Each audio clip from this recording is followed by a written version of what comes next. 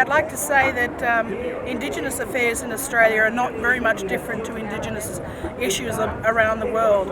We still have Indigenous Australians 35 times more likely to be incarcerated than the non-Indigenous population. On any one given day in our state in Western Australia, you can find at least 60% of our juvenile detention centres with Indigenous incarceration rates. So 60% of the juvenile population on any one day is made up of Indigenous peoples.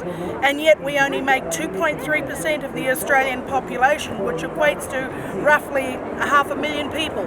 And yet we're the most over-policed and yet under-policed. We have infant mortality 4 times that of the non-Indigenous population.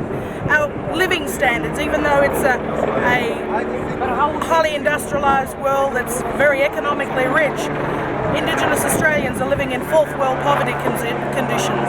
Indigenous Australians are also gone from a third world rating to a fourth world rating in terms of our health standards. So there is a lot to be learnt from other Indigenous peoples about what might be the models of best practice, which is why we're here to learn from other peoples about how they address these issues.